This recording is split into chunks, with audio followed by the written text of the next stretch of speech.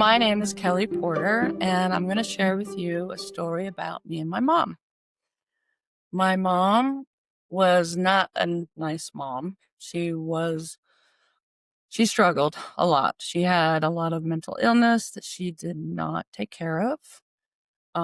When she got older in her 90s, she actually mentioned once that she wasn't a good mom and felt bad.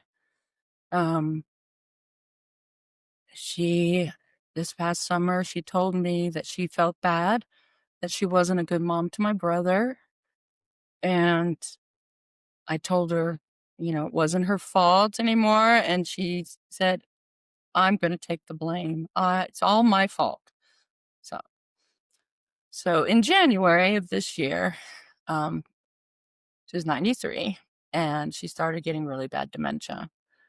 And being the youngest of 4, I was the only one that could go help her. So I went up numerous times from Utah to down to California to help her. Um, she doesn't treat me nicely. She's very demanding, angry, mean, bullies me, but I put up with it like I always do because she's my mom. And I did a lot for her. And then we decided that she couldn't live alone anymore. So I drove her up to live with my sister, who lives in Utah as well. And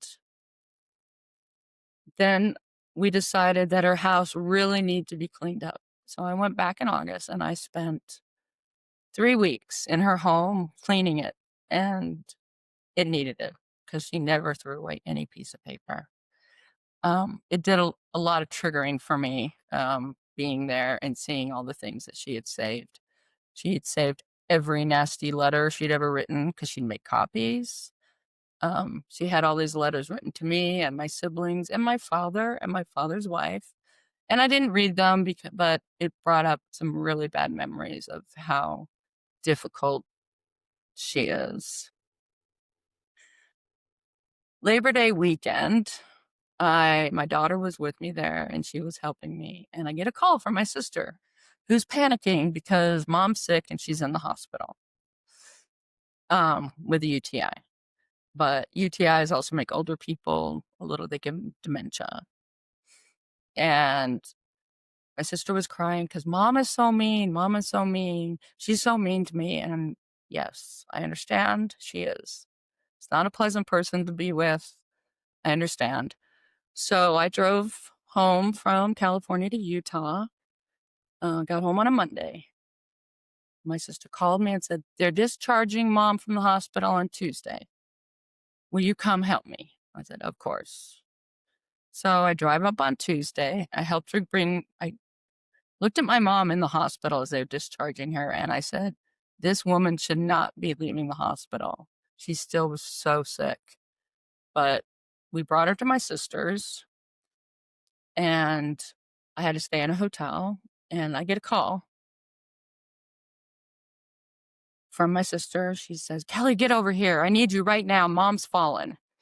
I'm like, "Okay. Did you try to get her up?" "No, I can't get her up." "Did you call 911?" "No." Like, that's the first thing you need to do. So I get to my sister's house, and my sister is standing there in her underwear, done nothing. And so I immediately get down. My mother has made a mess of herself everywhere. She's delirious. Um, she keeps asking me to help her up because she has to go to the bathroom. And I'm trying to clean her up, get her some dignity. And I said, "Did you call 911 yet?" And my sister's like, "No." I said, "Call 911, please." And so I'm just squatting in the bathroom next to my mom, and she, "Kellie, you're here. Kellie, don't leave me. Kellie, I love you." "Kellie, how did you learn to do this? How did you learn? Where'd you learn to be like this?" And I said, "Well, I'm just stroking her hair. It's okay, mom. It's okay. We're going to take care of you." EMTs get there and they got her. And I said, "It's okay. They got you. They're going to take care of you." And they load her up in the ambulance, and I grab my stuff, and my sister just looks at me, "Are you going to the ER with her?" And I said, "Yeah." She goes, "Well, I'm not going. I'm staying here." someone has to go. So I get to the ER and she's in so much pain. She's screaming. And so she's laying on the bed and I'm holding her hand and I'm stroking her hair and she's screaming. I've never seen my mother scream ever. I've never seen her in that much pain. And it was so sad to just, they're poking her and prodding her, trying to get her. So I'm holding her and she's screaming and then she says, Kellie, don't leave me. Kellie, don't leave me. And then she keeps asking me, how do you know how to do this? And in my brain, I'm saying, you're right. How did I learn how to be an empathetic, caring person? Because no one in my family is. My mother, my father, my sister, my brother, none of them are caring, empathetic people. And I just thought, that's really sad. And so I just looked at her, I said, God made me this way, Mom. It's just the way God made me. And they finally gave her some pain medicine that she calmed down. And they wanted to do all this work on her. So I called my sister because my sister was her medical power of attorney. And I said, they want to give her blood. And my sister, no, nothing. She doesn't want anything. I'm like, okay. So nothing. And she was finally calm because they had given her enough pain medicine. So they decided they were going to admit her into the hospital. No IVs, nothing, just admitted her into a room. And I stayed with her. It wasn't until about 6 in the morning they actually admitted her. So I was in the ER with her all night long. My sister finally called me and said, do you want me to come? And I'm like, I literally fell asleep in the chair next to her. And so the next day, the night before, I called my daughter, Catherine, because she's a nurse. And I was like, I don't know what to do in this situation. And she goes, you want me to come be with you? And I was like, well, if you can. And she called me the next day. She said, I got the time off from work. I told them what's going on. And so I'll be there. And so Wednesday, they admitted her. And by Wednesday night, my daughter, Catherine, had texted or called all her siblings. I have 6 children, called every single one. And they all wanted to be there for me. Wednesday, Thursday morning, I didn't stay Wednesday night because my sister agreed to be with her because they had her on pain pills, so she was never going to wake up again. Or, they're giving her morphine and all the other things that they give people. And they put her in a hospice room Thursday morning. So my daughter Madeline came first, and she relieved my sister so my sister could go home Thursday morning. And so I got there, Madeline was there, then Christy came, and the hospice nurse told us, if she doesn't pass tonight, she's going to pass tomorrow. So Thursday night, my daughter Natalie drove in from Denver. Courtney flew down from Oregon. Catherine flew in from North Carolina. And so Thursday night, all 5 of my girls were there. And we actually had fun. We went to the hotel, we had dinner. The nurse said, go get some sleep, we'll call you. We were only like 5 minutes away. And then early Friday, we get there, we go back, and since she didn't pass away Thursday, we knew sometime Friday. And Catherine's a nurse, so she was keeping an eye on her and her breathing and all that. And the nurses would come in regularly, check her pulse and give her something if she needed it. And now my mother was not a good grandmother either. She wasn't good. She wasn't nice to my kids either. So they didn't come for her. They came for me. But we did make good memories at my mom's house. Being Army brats, that was the place we would spend our vacation. So there was some fun things, and so they're like, "Well, we're gonna spend the day with grandma. What would grandma like us to do?" "Oh, she would love it if we played games." So we went and bought a board game. It was a murder mystery game. My girls love to play those. So we got immersed, and it's one of those that lasts like 3 or 4 hours. And so they were playing, and I was, and the hospice place was really nice. They brought in a cart of um, food and drinks. And then there's this a little group of people that go around and sing to people in hospice. So they came in and sang us a few songs. My daughter just started bawling because she's like, of course, they're all songs about loved ones passing. I was like, okay. And so it got to the point, and so we had a good time. We had fun, and we talked to her. They would tell her, what was going on, and we included her in our conversation, even though she was not awake. Um, and then it got close, got really close, and we knew, and so we just were. I was sitting next to my mom and holding her hand, and my girls were there, and I said, I've always asked my girls to sing "Oh Danny Boy" at my funeral. And I said, "Why don't you sing it now for me and grandma? Because she would love it. She loves you guys singing. She loves your voices." And so they did. And then I said, and my other favorite is Death Cab for Cutie. So um I can't remember the name of the song now. Um, but it's about being there for someone when they die. I'll follow you into the dark. And then they picked out a few other songs that, they like to sing. And I'll brag. My 5 girls, when they sing, beautiful. They're angels. And then my other daughter, who's a writer and loves poetry, she found some really cool poems that were perfect for the time. And and I just knew, so I asked the girls to step out so I could say goodbye to my mom. And I told her, the Mom, you've got so many amazing people waiting for you. Your husband Ray is there. Your mom, who you never knew because she died when she was 2. Um, your dad. Um, a lot of people in your life that have gone that you can be with, who love you. And I said, and I want you to be at peace, because I know there's been times where you've felt poorly about things. And I said, but I want you to know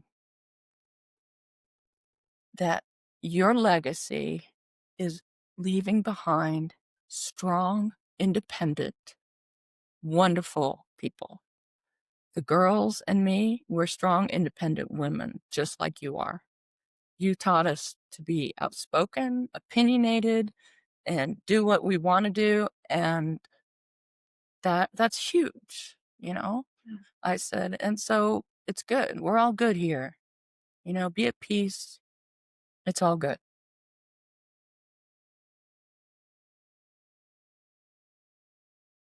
I had been living with a lot of pain, trying so hard my whole life to get over the disappointment and the anger of not having a mom who loved me for who I was. She didn't like me. She loved me because I was her daughter, but she never accepted me for things that I chose to do. In fact, I had 6 kids, and when I got pregnant with number 5, she was so angry with me for having more than 4 kids, she didn't talk to me for months.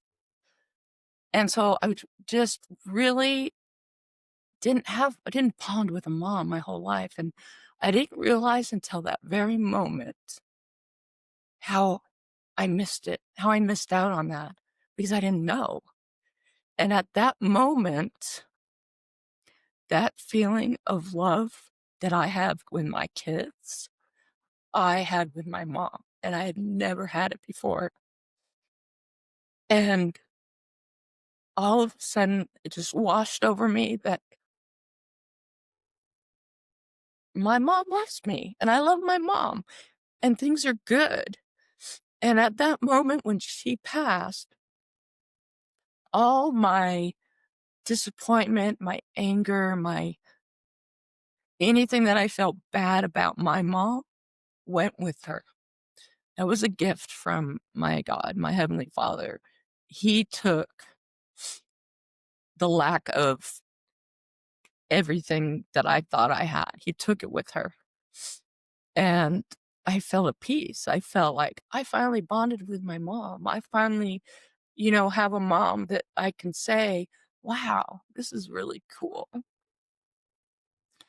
And, I just think about what a miracle it was that I don't have to live out the rest of my life being disappointed or being upset because now my mom's gone and I never had, I've had all these bad memories.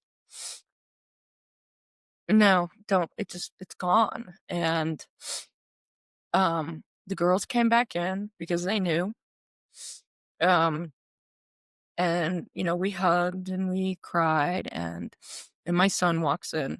He got stuck in the canyon with his wife and he's my only boy. He's the oldest. And he walks in and hugs me. And he just held me so tight and let me release everything. And I just bawled, like, just let it all out. And he just held me really tight. And it was beautiful. And then, he sat down and said bye to his grandma. And mind you, this whole time, this beautiful experience, my sister wasn't there. She didn't want to be there. She missed out. And so one of my daughters says, we need to call Chan. I'm like, you're right. We need to call Chan. I completely forgot to tell my sister. So she called her, and my sister's response was, I'll call the mortuary. Okay, so now I'm going to tell you the happy part. After this beautiful miracle, this is how we celebrate. Okay, is that all right? Yeah. Okay, so my sister gets there with her husband, and then so she has to sit there and tell my kids how mean my mom was to her the couple months she lived with her. She was so mean, da da da da. And I'm just like, okay, like, and I'm not feeling anything. Like normally I would be like, yeah, I know. But now I'm just like, I'm not feeling it. And um and then she says to my kids, well, then we got her on Paxil the last couple weeks, and she was so nice after that. She should have been on Paxil her whole life. I'm like, yep. So at this point, it's 5:30 Friday evening. None of us had anything to eat all day. So we decide we're all going to go eat. So it's me, my 6 kids, and my son's wife. And their 100-pound St. Bernard. So I mentioned this restaurant we went to before that has really good burgers and food, can meet all our allergies. And I'd gone there with my mom a couple months previous. So we all go, and they have outdoor seating. And we're all sitting there outside, and we're all talking. We're talking about their grandma, talking about the trips to Disneyland, because every summer my mom would bribe us with, come visit me, I'll get you tickets to Disneyland.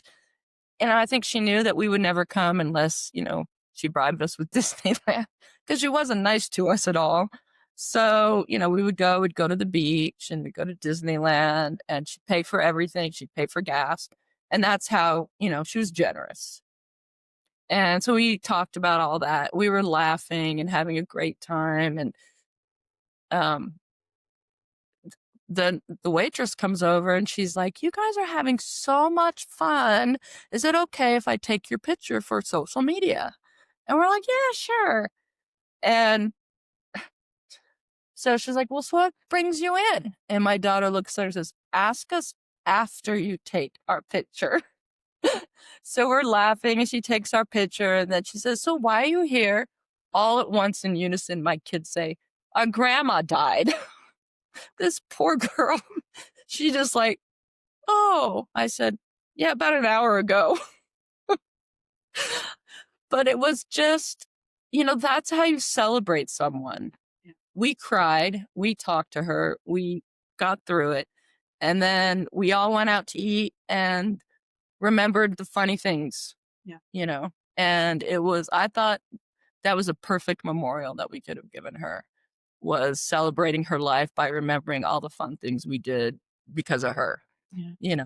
Even though, she wasn't nice, we didn't talk about that. We just talked about we got to go to Disneyland, Knott's Berry Farm, medieval times, to the beach all the time. And so, it was a really great experience. And, you know, I I think it's weird she's gone. She's 94, but I am so grateful to God, so grateful that he gave me that miracle, that I could feel bonded to my mother. And now I'm not sad. I'm not Well, sad. After I had a couple kids, I started acting like her, and it scared me. So I went to a psychiatrist and I found out that I had bipolar. I had chronic depression. I had thyroid condition.